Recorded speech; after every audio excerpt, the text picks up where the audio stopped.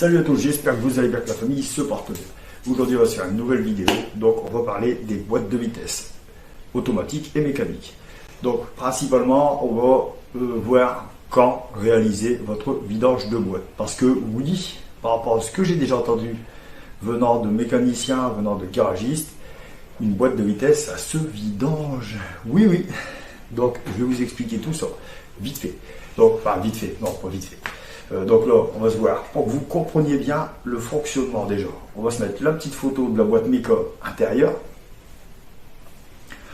Donc vous voyez, c'est tous des engrenages qui tournent ensemble. L'huile est dans ces engrenages, qui permet la lubrification, mais qui permet aussi de récupérer tous les morceaux de limaille de ferraille en fait. Parce qu'il ne faut pas rêver, quand les engrenages tournent ensemble, au bout d'un moment, il y a de l'usure, donc des petits dépôts de ferraille, légers, c'est infime, mais sont récupérés par l'huile.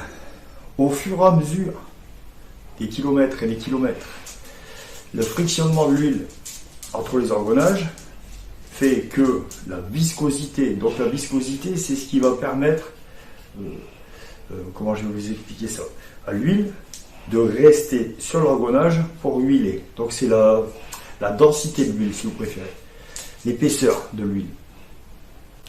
Plus la fluidité baisse, plus l'huile reste dans le fond, se mélange plus aux engrenages. Donc quand l'huile, la viscosité est adéquate, l'engrenage reste lubrifié.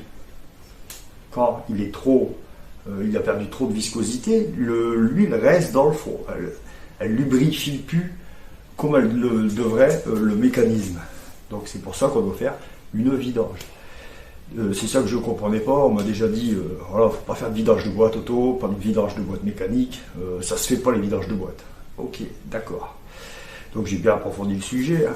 Ça fait déjà un moment, je m'avais déjà renseigné, j'avais déjà regardé un peu ce qu'il disait.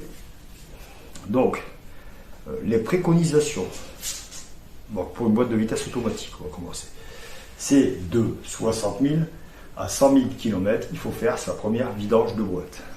Donc évidemment, les vidanges de boîte automatiques, si vous passez par garagiste, sont un peu plus chères, beaucoup plus chères qu'une boîte méca, c'est sûr, je vous dis pas. J'ai dit vieille terrine, je voulais avoir 27 jours. Par contre, ce que je peux vous dire, une chose qui est sûre, c'est que si vous cassez une boîte auto, ça va vous coûter un bras, voire même le deuxième. Voilà.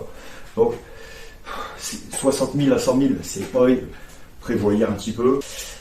Donc voilà, parce que déjà, la boîte auto c'est beaucoup plus compliqué, il y a des paramètres, il y a une réactualisation du kilométrage à faire sur le calculateur. Donc en fait, il faut, comment je vais vous expliquer ça, dire au calculateur que vous avez fait la vidange. Voilà.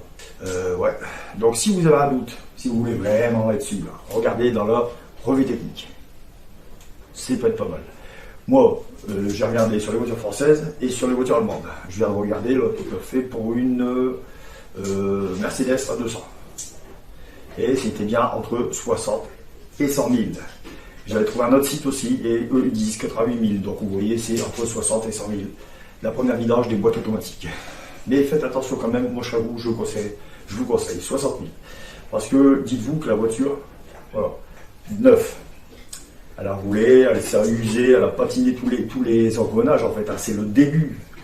Une fois que la voiture est lancée, voilà, c'est tout. Il y a moins d'usure que là du début. Il y a un petit peu plus de limaille qui risque de traîner. C'est trivial de la faire à 60 000. Tous les 60 000, c'est pas fou non plus. Après, vous pouvez aller jusqu'à 80. 80, ça va encore. Mais c'est conseillé entre 60 et 100 000. Voilà. Donc c'est ce que je peux vous dire. Et sur les sites que j'étais, je vous jure que c'est très fiable. Donc ensuite, vous renouvelez l'opération tous les 60 000 km, que ça soit méca ou automatique. Alors, mécanique, ce qui est conseillé, c'est 100 000. Donc automatique, c'est conseillé entre 60 et 100 000. Mécanique, c'est conseillé à partir de 100 000. 100 000, hop, vidange boîte. Pour les boîtes de vitesse méca. Donc 100 000, première vidange de boîte. Bon, après, c'est tous les 60 000. Donc ça, vous pouvez le faire vraiment tout seul. Sur les boîtes méca. Alors, c'est plutôt simple. Vous avez un petit genre de bouchon, vous savez, bah, comme les vidanges en fait, hein, comme les bouchons de vidange, en bas de la boîte. Vous mettez un petit bac en dessous, vous dévissez, vous vidangez la boîte, vous attendez, voilà, vous laissez tourner, hein, vous laissez couler. Après, vous refermez le bouchon, bien serré, bien mis. Vous rouvrez celui-là qui est à peu près à mi-hauteur de boîte. Et là, vous remplissez avec une seringue. Vous savez, c'est une grosse seringue comme ça, spécialement pour la mécanique. Après, vous pouvez en trouver où vous voulez. Le principal, c'est que c'est des seringues. Alors, vous pouvez le faire aussi avec un petit entonnoir. Franchement, c'est galère. Franchement, les seringues, il y a un petit tuyau au bout, ça va super bien. Je crois que c'est 2 litres. Plus ou moins 2 litres. Donc, si vous le faites vous-même, ça va vous revenir, en mécanique, là je parle, ça va vous revenir à 30 €. Un truc comme ça, c'est pas fou, il n'y a rien d'autre à changer que l'huile. Voilà, 30 €. Faites-le, voilà, ça mange pas de pain. Une boîte de vitesse, c'est hors de prix. En mécanique, c'est un peu moins cher, mais ça reste quand même très élevé. En boîte auto, c'est. Je vais vous donner un indice de prix. Une voiture que j'ai entendue, une boîte de vitesse Audi A6. Vous savez, c'est boîte auto. C'est la boîte auto, la célèbre septentrionique, je sais plus quoi, un truc comme ça. Elle coûte d'occasion, on est à 6 millions d'occasion. Imaginez-vous, 9. Voilà. Donc, les boîtes auto, surtout les boîtes auto, faites attention.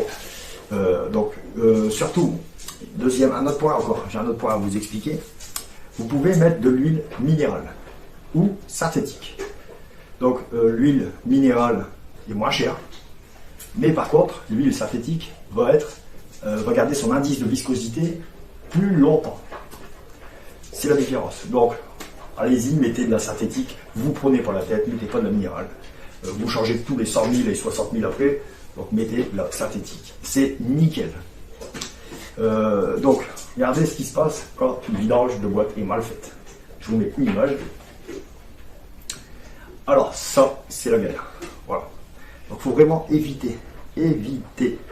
Parce que, comme je vous ai dit, faites la vidange.